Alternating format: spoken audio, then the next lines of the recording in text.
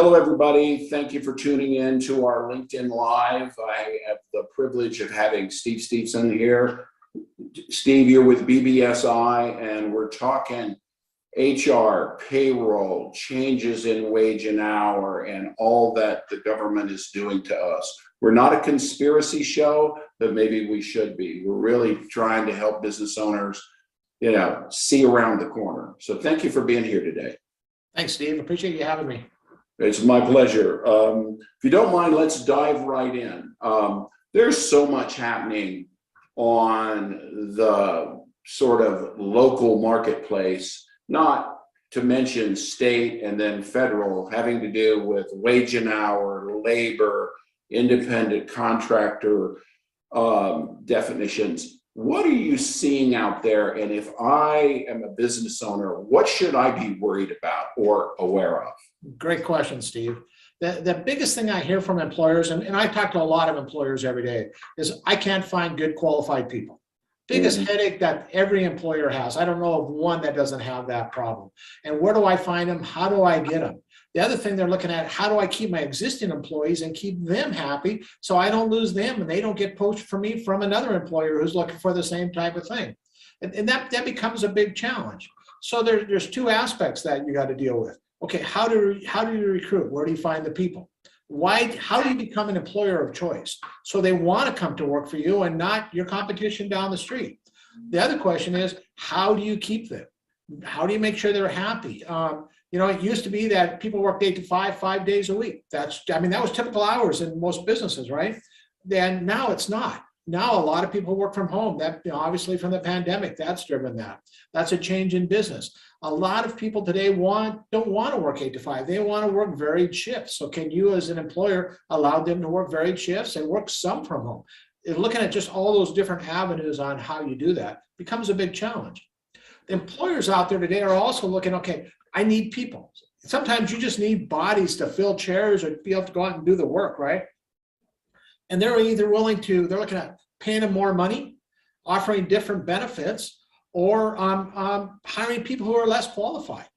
Let's face it, just like you guys, I have a bottom line, I got to make work too, right? So if you're paying them more money, that means you got to increase what you're charging for your services. Are you getting that done? And can you absorb that as it comes? And the same with benefits. If you start going out and hiring people who are less qualified, productivity can slip. You don't have those good qualified people if you're cutting your standards back on what you require from them, causing a huge problem in the market. Yeah. I mean, if you think about 2 months ago when we thought the pandemic was the big deal, and now we have resignation, supply chain, inflation, and the threat of nuclear war. I mean, it is a tough time to be a business owner and to know what to do. It's an extremely tough time to be a business owner from that aspect. Like I always say, most business owners, you go out and you start a business for a purpose because you have a greater cause. A lot of people just wanted to have a job. Other people wanted to build an asset. Well, you go out and do that, and that's great. You start out by hiring maybe your wife, some of the family, friends, but then you grow and you're going, oh my God, now where do I get people from? And that becomes an issue out there. And can I trust them? And how do I trust them? You go out there and you build your business, and you take everything you have and you invest it in your business. And in that business, as you're going along, you're the last one to get paid if you get paid. And the best part about it is you can't quit. So right. It's a huge challenge. And that's the plight of every business owner out there. They're up to their eyeballs in it going, well, what do I do now? How do I do this? So what we try to do is come along and answer some of those questions and help with some of that, if you will. Yeah. So let's just kind of break down some areas. I want to talk about HR, the workforce today, the level of stress that people are living under. We just talked a little bit about all those forces. If I have a medium-sized company, I've got an HR department maybe and a payroll department. And so those are costs I have.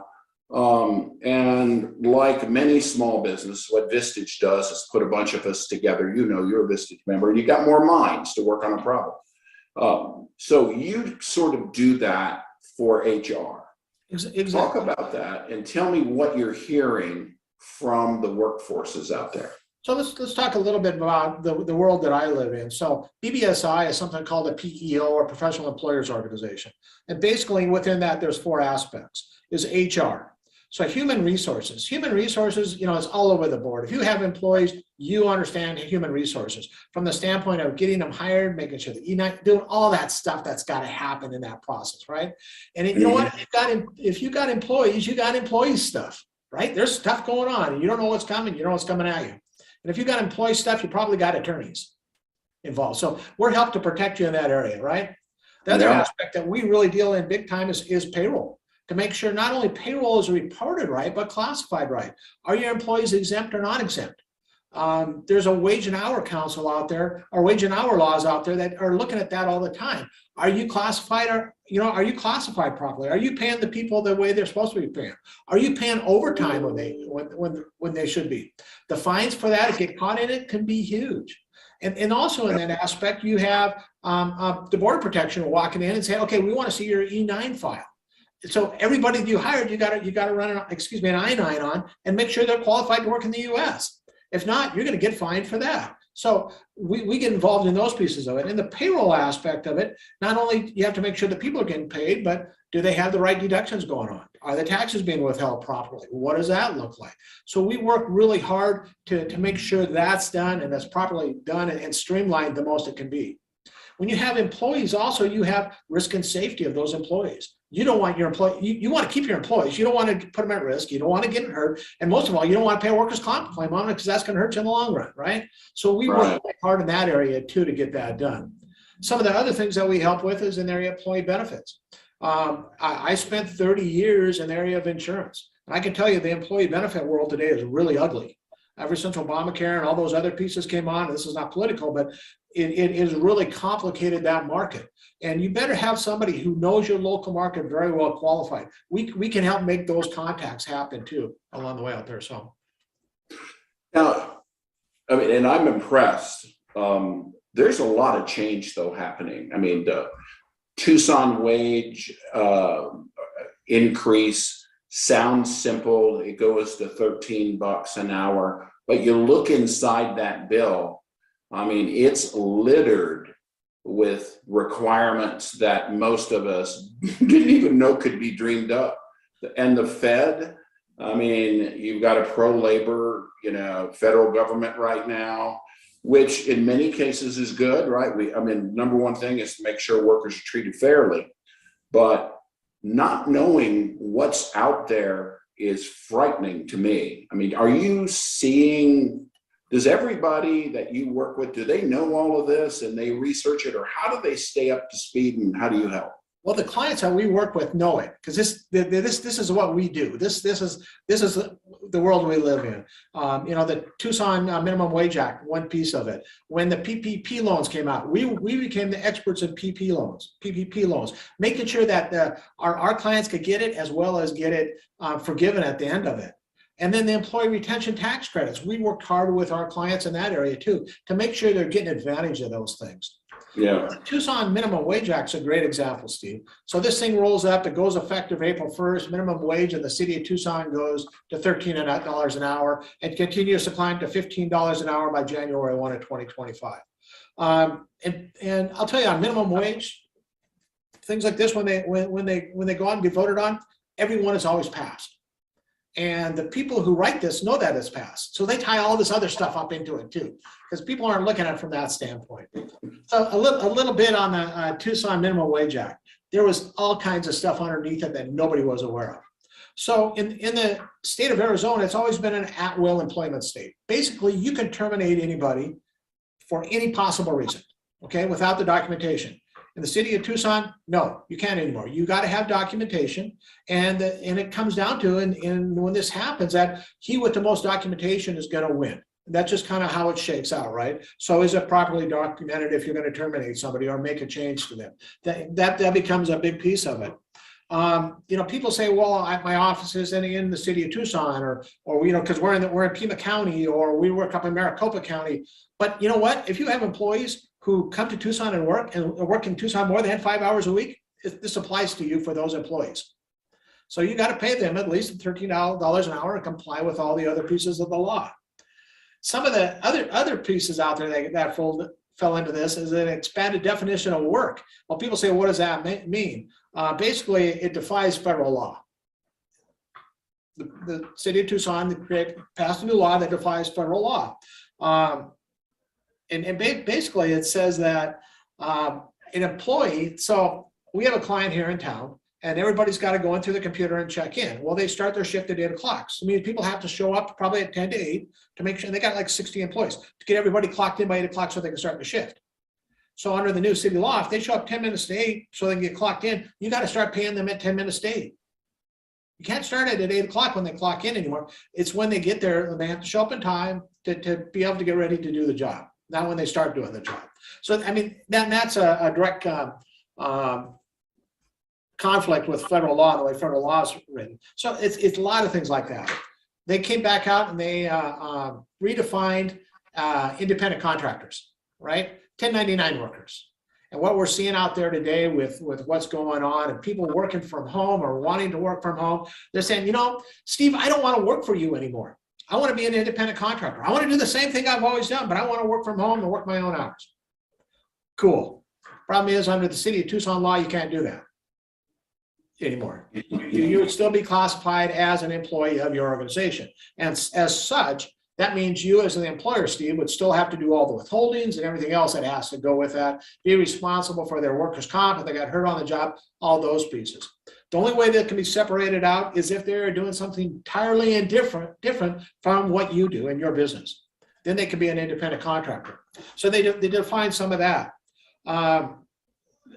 They came out and said for employers of 26 or more employees, they put some other definitions out there. I'm using my cheat notes out here because there's so much to it. So if you as an employer, let's say you're a contractor and you have a job schedule where your guys are going to be out building at sunrise tomorrow morning because it's going to get hot, right? But you get in the morning, it's pouring rain, so you shut down your crew. Now you have to pay them for at least 3 hours because they were scheduled to come to work in the morning. Or if you are, I'm going to use an example of a home healthcare provider, right? And the family calls up and says, hey, mom's sick, you don't need to come today. You as the provider, the employer, needs to pay that caregiver going out at least 3 hours, even though they didn't have to show up on the job. New part of the law. So that what does that require? That requires you as employer, number one, to change your employer manual to be able to fit those standards. And number two, as that employer, to change your contract with mom's family over here who you're taking care of and who's paying you, that, hey, if you cancel more than or less than 24 hours in advance, I'm going to still charge you for 3 hours. Just because you got to cover your expenses too in that process. So there are a lot of different things that happen in that. And it's only one example of what's going on out there. Well, I want to make a comment and then ask a question. The comment is, you know, we hear about these bills in Congress, because everybody likes to pick on the federal government, about all the hidden things in them. And we never really know what they are. This is a really good example of a local one that was loaded up with a bunch of stuff that I mean, I'm in favor of paying workers more, but I'm in favor of if I have to cancel a service that I got to pay. You know, this really hits the consumer. So that's my comment. My question is, one of the major trends in the United States right now, and you talked about it, is empowering all of us to start our own businesses and contract with others. Mm-hmm. So in Tucson, I might not be able to participate in what the gig economy is, because if I want to go back to my former employer and say, hey, I can help you with, you know, say I was a marketing person, I would like to help you with some of that. They're going to deny me the opportunity to run my own business and force me to fit back into an employee, which then controls my behavior in a way that I may not want. I mean, talk a little bit about that. That just seems in defiance of all good sense. And I agree 100%. But again, this is how this was put together. Like I said, they put it out there. Oh, look, we're increasing minimum wage. Oh, but we're not going to tell you about all the other things we're going to do. That's just going to come later. You'll figure that out. Because it's not the masses approve that minimum wage. That's what they're seeing. The business owners, who are a very small percentage of that, see some of the underlying pieces of it, but there's not a lot they can do. They just gotta kind of live with it. So the question becomes, in the city, so how does the city enforce this? So the city of Tucson has actually established its own Department of Labor. Woo! It's going to be staffed by 3 or 4 people. And any employee, should they have an issue, can make a complaint. Okay. Now, according to the standards, this complaint has to be answered and addressed within 60 days. Well, in the state of Arizona, we also have a Department of Labor, right? The Department of Labor in the state has 365 days to answer a complaint. We think we can do it in the city of Tucson within 60 days. The issue is going to become this, is that if you get fined as an employer and somebody challenges it, it's probably going to be easier for you just to pay the fine and let it go on than try to take it to court and challenge it, because now you're going to have to go out and hire attorneys and everything else to bring this in.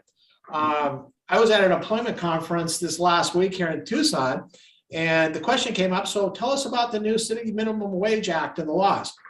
And most of the attorneys there looked at each other and said, well, we really haven't studied it yet. And my thought was, hey guys, this goes in effect in 2 weeks, so I think we better know it, right? So we're actually doing that legwork and making sure that our clients we're working with are up to speed on this. There's a lot to talk about on this, and it could take months, but we are today, we're a couple weeks away, and when this airs, it'll be even closer to this happening. What do I do if this sort of stuff that was packed into the bill or the law, what do I do if I really am surprised by this right now? Well, I would say, you can always call us. We're willing to help and do what we can do to help you get through it, to help you understand it better. You can call your attorney and ask your attorney about it. If you have an HR department within your organization, talk to your HR department. The problem is most small businesses don't have an HR department. They might have an HR person, but they probably wear 100 different hats in the office too. Right. And that's what I always say is that, you talk to a builder, they're really good at building. But when it comes to HR, they don't know that much. We're really good at HR. We don't know anything about building. So we always look at that, and that you talk about outsourcing and that becoming a new standard in business. That's what we do, is we outsource that piece of it, that HR function. Yeah. Now you alluded to helping companies in the safety realm, obviously a very important thing. What kind of things do you do, and how, if I were to become your client, how do I activate that stuff?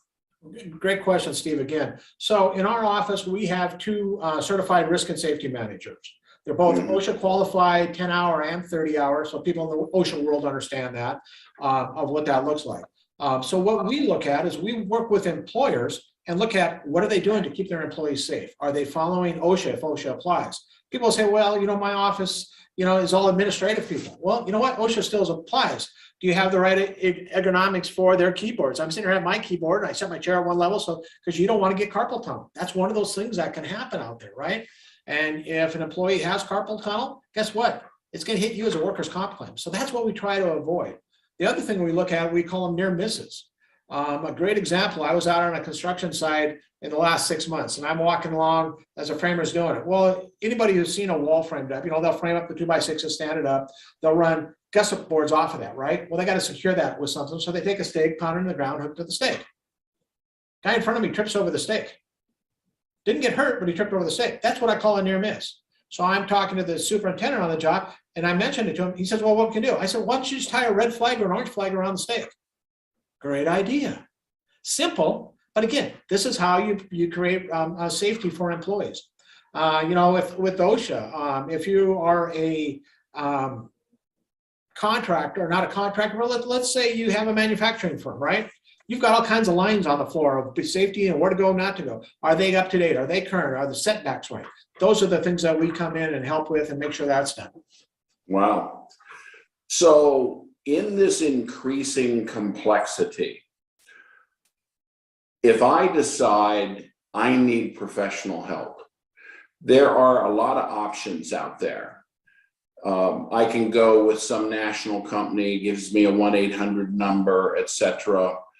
Tell me how I should think about this decision. And this is a self-serving question. I'm going to acknowledge that.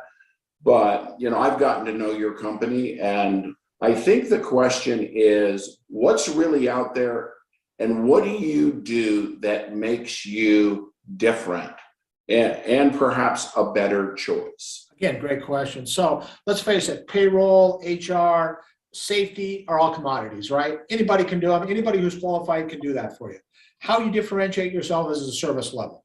So the big guys out there, the 1-800 companies you call a 1-800 company, and anybody who uses a big payroll company understands this. You dial the 1-800, you get put on hold, and you get thrown to somebody who doesn't know you at all.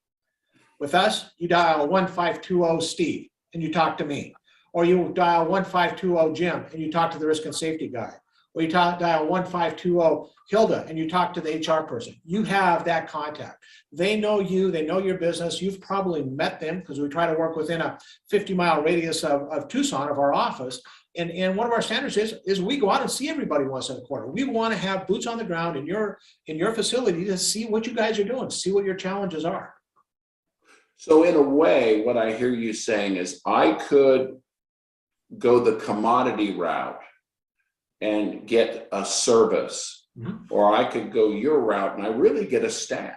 I get members of my team.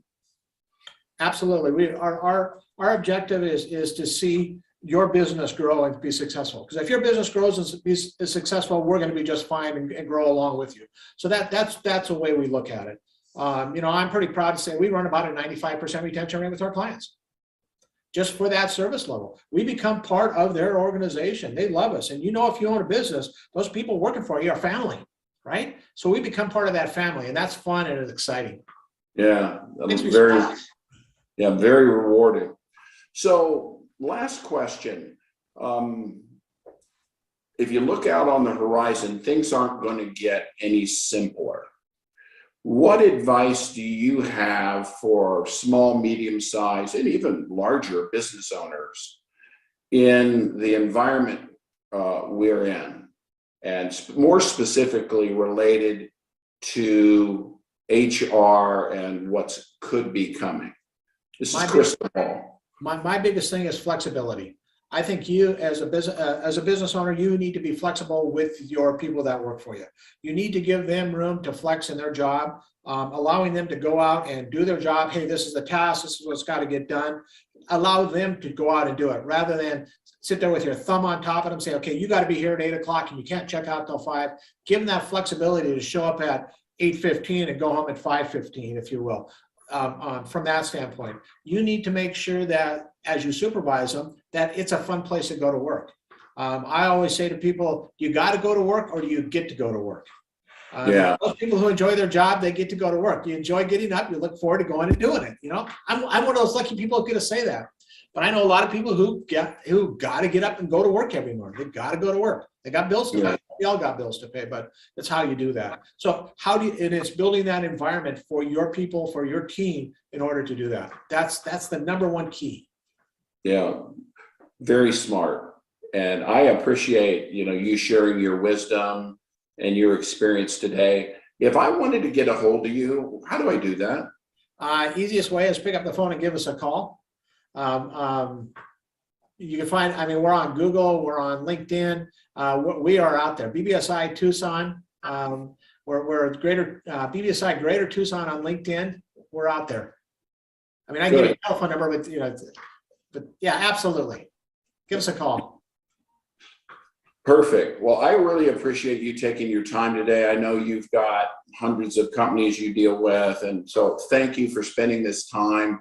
And, our viewers surely will benefit from, your insights. Steve, I appreciate it. Thank you. All right. Well, take care and have a good rest of the week. Okay. Talk to you soon.